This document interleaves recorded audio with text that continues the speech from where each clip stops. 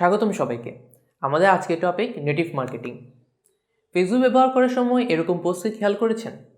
ফেসবুকের অন্যান্য পোস্ট থেকে কিন্তু এই পোস্টকে প্রথম দেখে আপনার আলাদা কিছু মনে হবে না। তাহলে আপনার নিউজ ফিডের অন্যান্য সব পোস্ট এবং এই পোস্টের মধ্যে পার্থক্য কী? এই যে লাল বক্সে ছোটো করে স্পন্সরটি লেখা থাকে, সেটাই পার্থক্য। এই ছোটো পার্থক্যটা সাধারণত আমাদের চোখে পড়ে না, বা পড়লেও আমরা তেমন পাত্তা দিই না। এখানে যেমন দেখেন, বেস্ট রেস্টুরেন্ট লিখে সার্চ দিলে প্রথমে একটা অ্যাড দেখাচ্ছে, যেটা একটা রেস্টুরেন্টই অ্যাড। আপনি যা সার্চ করছেন বা খুঁজছেন তার সাথেই সম্পৃক্ত এই রেজাল্টটা, তবে এটা একটা অ্যাড। এবং প্রথম দেখায় এটাকে আলাদা একটা অ্যাড মনেই হবে না, কারণ লুক অ্যান্ড ফিল দেখতে একই। এই যে এসব অ্যাড কিংবা প্রমোশনাল কন্টেন্ট ব্যবহার করা হচ্ছে, কিন্তু তা ওই ওয়েবসাইটে অন্যান্য কন্টেন্ট থেকে আলাদা করে সহজে বোঝা যাচ্ছে না, এটাই হলো নেটিভ মার্কেটিং। সহজ ভাষায় যদি বলি, কাস্টমার আপনার অ্যাড দেখবে ঠিকই, কিন্তু সে অধিকাংশ ক্ষেত্রে বুঝবে না যে সে অ্যাড দেখছে, কারণ তার কাছে সেটা ওয়েবসাইটের অন্যান্য কন্টেন্টের মতোই মনে হবে। ট্র্যাডিশনাল মিডিয়া যেমন পত্রিকায় কিন্তু আপনার এরকম নেটিভ অ্যাডের কাছাকাছি কিছু এক্সাম্পল দেখে এসেছেন। অ্যাডগুলোকে র্যান্ডমলি প্লেস না করে রিলেভেন্ট কন্টেন্টের সাথে মিল রেখে রিলেভেন্ট প্রোডাক্টের অ্যাড প্লেস করা হয়। যেমন শুষ্ক ত্বক নিয়ে একটা কন্টেন্ট দেখা যাচ্ছে, নিচে রিলেভেন্ট প্রোডাক্ট পেট্রোলিয়াম জেলির অ্যাড। অর্থাৎ একটা ওভার অ্যাডভার্টাইজমেন্টের বদলে native ads feel more organic এবং অ্যাডভার্টাইজিং এবং কন্টেন্টের মধ্যকার লাইনটা ব্লার করে দেয়। অ্যাডটাকে দেখে মনে হয় যেন ওয়েবসাইটেরই একটা পার্ট, ওয়েবসাইটেরই অরিজিনাল কন্টেন্ট স্টাইল ফলো করে বানানো হয়। তাই এসব ads don't look like ads, so they perform really well. তো নেটিভ অ্যাড কীভাবে কাজ করে? সাধারণ বিজ্ঞাপনে যেমন একটা পার্টিকুলার প্রোডাক্টকে অনেক প্রেইজ করা হয়, নেটিভ অ্যাডসের ক্ষেত্রে তেমনটা না। বরং নেটিভ অ্যাডস থেকে রিডাররা ইউজফুল এবং এসেনশিয়াল ইনফরমেশান পায়। ইউজাররা যা জানতে যাচ্ছে বা দেখতে যাচ্ছে সেটাই পড়ে বা দেখতে থাকে। একেবারে শেষে গিয়ে বা খুব অ্যাটেনশন টু ডিটেলস দিয়ে নজর আনলে তখনই কেবল বুঝতে পারে এটা একটা অ্যাড ছিল। যেমন এমনটা হতে পারে, দাঁত সাদা রাখা 10টা উপায় নিয়ে একটা আর্টিকেল পড়লেন আপনি।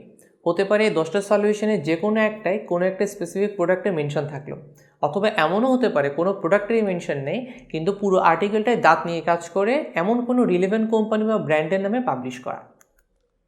বহু আগে থেকে এরকম নেটিভ অ্যাড চলে আসছে। আসলে আগে পেপারে এডিটোরিয়াল কন্টেন্টের ফরম্যাটে বিজ্ঞাপন দিয়ে দেওয়া হতো টেক্সট হিসেবে, এক নজরে প্রথম দেখায় বোঝা যেত না এটা অ্যাড কিনা।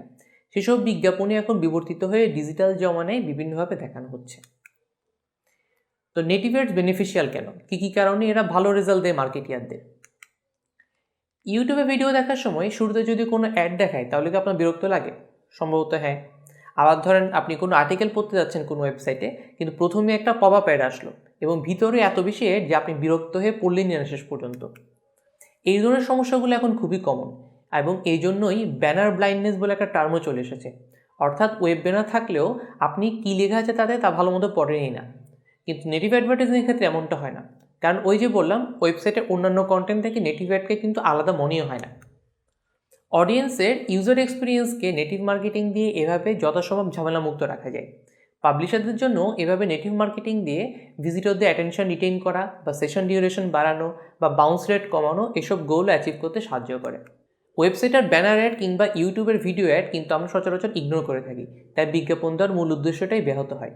কিন্তু নেটিভ অ্যাড যেহেতু সাধারণ কন্টেন্টের মতোই মনে হয়, অডিয়েন্সরা তাদের সাধারণত বিরক্ত হয় না এবং ইগনোরও করে না। তাছাড়া নেটিভ মার্কেটিংয়ের কন্টেন্টের সাথে অডিয়েন্স যেরকম কন্টেন্ট খুঁজছে তার মিল থাকে বেশ, যার কারণে অডিয়েন্সরা তাতে আগ্রহী বেশি হয় এবং এঙ্গেজমেন্ট প্রায় 50% পর্যন্ত বাড়ে। ট্র্যাডিশনাল ব্যানারকে আউটপারফর্ম করে এভাবে নেটিভ অ্যাড। একজন সাধারণ অডিয়েন্স দিনে অনেক ধরনের অ্যাড দেখে থাকে এবং এসব অ্যাডের বেশিরভাগই বিরক্তিকর বলে আজকাল অ্যাড ব্লকারের ব্যবহার এখন বেশ জনপ্রিয়। কিন্তু নেটিভ অ্যাডভার্টাইজমেন্ট সাইটেরই একটা কন্টেন্ট বলে অ্যাড ব্লকার দ্বারা ব্লকড হয় না, তাই অন্যান্য অ্যাড না দেখলেও নেটিভ অ্যাড সে দেখবেই।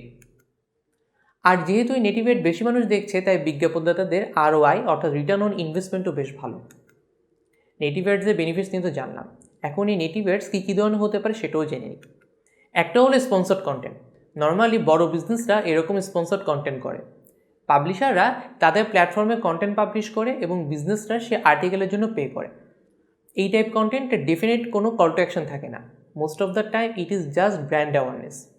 এই স্পন্সর্ড কন্টেন্ট দেখতে এডিটোরিয়াল কন্টেন্টের মতোই লাগে, কিন্তু এরকম কন্টেন্টে রিয়েল ইন্টেনশন থাকে ওই ব্র্যান্ড বা প্রোডাক্টকে প্রমোট করা। যেমন নিউ ইয়র্ক টাইমসে পাবলিশ হয় এই কন্টেন্টটা। এই আর্টিকেলে নারী কয়েদিদের বন্দি জীবন এবং জেলখানার বিভিন্ন দিক নিয়ে বেশ ইনফরমেটিভ কন্টেন্ট ছিল এটি। আর্টিকেলটির পরে আপনি অনেক কিছুই জানতে পারবেন, কিন্তু উপরে খেয়াল করে দেখবেন এটা নেটফ্লিক্সের স্পন্সর্ড কন্টেন্ট, এবং নেটফ্লিক্স এটি স্পন্সর করেছে তাদের একটা series orange is the new ব্ল্যাকের প্রমোশনের জন্য, কারণ ওই সিরিজটাও নারী কয়েদিদেরকে নিয়ে। এরপর ব্র্যান্ডেড কন্টেন্ট, এটাও অনেকটা সেই স্পন্সর্ড কন্টেন্টের মতো, তবে সূক্ষ্ম পার্থক্য হলো ব্র্যান্ডেড ব্র্যান্ডরা পাবলিশারদের হয়ে নিজেরাই পাবলিশ করে, আর স্পন্সর্ড কন্টেন্ট ওই প্ল্যাটফর্মে ইনহাউস ক্রিয়েটাররা তৈরি করে। যেমন এখানে ইস্টার সানডে গিফট নিয়ে একটা আর্টিকেল, এটা পাবলিশ করেছে MNN কোম্পানি। আবার এখানে এই কন্টেন্টটা এটাও নিউ ইয়র্ক টাইমসে পাবলিশ হয়েছিল, কিন্তু ডেল কোম্পানি নিজেরাই পাবলিশ করেছে, বা ডেলের একজন প্রতিনিধি এই আর্টিকেলটা লিখেছে। তবে ব্র্যান্ডেড কন্টেন্টের প্রবলেম অ্যারাইজ হয় যখন অ্যাডভার্টাইজিং স্ট্যান্ডার্ড সবসময় মেনটেন করা হয় না, তাই কিছু কিছু ক্ষেত্রে আর্টিকেলটা মিসলিডিংও হয়। আবার বেশ কিছু ওয়েবসাইটে একটা আর্টিকেল পড়ার নিচে দেখবেন আরও কিছু আর্টিকেল পড়ার জন্য রিকমেন্ডেশন দেয়। কিছু থাকে অর্গানিক, অর্থাৎ সাইটের ট্যাগ বা ইন্ডেক্সিং ইউজ করে দেয় রিকমেন্ডেশন, কিন্তু পাশাপাশি কিছু পেড রিকমেন্ডেশনও থাকে। বিভিন্ন রিকমেন্ডেশন ইঞ্জিন লাইক ট্যাবুলা, আউটব্রেইন, এদের থেকে এসব আর্টিকেল দেখা যায় এসব পেড রিকমেন্ডেশনে। নিচেরটা যেমন নর্মাল একটা এডিটোরিয়াল রিকমেন্ডেশন, কিন্তু উপরের এক্সাম্পলটা একটা পেড রিকমেন্ডেশন। হেডলাইনের উপরে বা নিচে এরকম পেড রিকমেন্ডেশন লিখে থাকে, অথবা সেসব ইঞ্জিনের নাম থাকে, এটা একটু ভালো করে খেয়াল দেখবেন। আরও একটা এক্সাম্পল দেখি, যেমন এখানেও দেখেন কিছু পেড কন্টেন্ট এরকম, এগুলো হচ্ছে সেভ 70 বা মেনশন অফ ভাইকিংস, এবং এটা আউটব্রেন দিয়ে হচ্ছে এসব সার্চ ইঞ্জিন থেকে রিকমেন্ডেশন আসে। সো এই রিকমেন্ড আর্টিকেলগুলো নর্মালি গ্রুপ করে একটা উইজেট আকারে থাকে, এবং এডিটোরিয়াল কন্টেন্টের নিচে বা ইনফিড কন্টেন্টের সাথে ব্লেন্ড অবস্থায় থাকে, তবে স্পন্সর্ড কন্টেন্ট লেভেলটা থাকে। এদেরকেও ট্র্যাডিশনাল অ্যাড ব্যানারের মতো মনে হয় না, কিছু কিছু ক্ষেত্রে ইউজফুল বা ইন্টারেস্টিং কন্টেন্ট থাকে, তবে সবচেয়ে বড় কথা এসব রিকমেন্ডেড আর্টিকেল ইউজার এক্সপিরিয়েন্সকে হার্ট করে না। আবার ইউটিউব ভিডিও বা ফেসবুক ভিডিও, এসবে আমরা দেখি ভিডিও মেকাররা খুব স্যাটেল ওয়েতে হোক বা বলে কয়ে হোক প্রোডাক্ট প্লেসমেন্ট করে। ব্র্যান্ডের টি শার্ট পরতে পারে, বা মার্চেন্ডাইজিং আইটেম রাখতে পারে সামনে, বা কোনো বিলবোর্ডের সামনে দাঁড়াতে পারে। এভাবে কন্টেন্টের মধ্যে সূক্ষ্মভাবে সিমলেসলি প্রোডাক্ট প্রমোট করাটাই প্রোডাক্ট প্লেসমেন্ট, যেটা নেটিভ অ্যাডভার্টাইজিংয়েরই একটা পার্ট। আর প্রোডাক্ট প্লেসমেন্টের এই চলটা মুভি, সিরিয়াল, মিউজিক ভিডিওতে অনেক আগে থেকেই ছিল। এখানে যেমন একটা মুভি সিনে ক্যারেক্টার ডমিনোস পিজার একটা প্যাকেট হাতে ধরে আছে, সো এভাবে কিন্তু প্রোডাক্ট প্লেসমেন্টগুলো করা হয়। সোশ্যাল মিডিয়ার নেটিভ অ্যাডভার্টাইজিং সবচেয়ে বেশি সহজে বোঝা যায়, কারণ রেগুলার বেসিসে দেখি আমরা। প্রথম এক্সাম্পলটাতেই বলেছিলাম, ফেসবুক আর ইনস্টাগ্রাম ফিডে অ্যাডগুলো এমনভাবে আসে যেন সেটা ফিডেরই আরেকটা কন্টেন্ট। স্পন্সর শব্দটা দেখলেই কেবল বুঝতে পারবেন আলাদা করে এটা একটা অ্যাড। এই চমৎকার ইউজার এক্সপিরিয়েন্সের জন্য অ্যাড দেখে খুব একটা বিরক্ত লাগে না এইসব সোশ্যাল মিডিয়া ফিডে। নেটিভ মার্কেটিং আর একটা টাইপ হলো অ্যাফিলিয়েট মার্কেটিং। এখানে অ্যাফিলিয়েটরা তাদের নিজেদের মার্কেটিং এফোর্ট দিয়ে ব্র্যান্ডের জন্য ভিজিটর বা পেইং কাস্টমার এনে দেয়, বিনিময়ে অ্যাফিলিয়েটসরা ডিরেক্ট মনিটরি বা ইনডিরেক্ট বিভিন্ন বেনিফিটস পায়। অর্থাৎ অ্যাফিলিয়েটস হিসেবে আপনি সেই ব্র্যান্ড বা কোম্পানির ইনডিরেক্ট সেলস ফোর্স হিসেবে কাজ করছেন। আপনার দেওয়া অ্যাফিলিয়েট লিঙ্ক থেকে কেউ প্রোডাক্ট কিনলে আপনি কমিশন পাচ্ছেন এখান থেকে। এই ইউনিক অ্যাফিলিয়েট লিঙ্ক কেউ ক্লিক করলে তার ডিভাইসে বা ব্রাউজারে কুকি নামে একটা ছোট ফাইল স্টোর হয়ে থাকে, ওইখান থেকে ট্র্যাকিং করতে পারা যায়।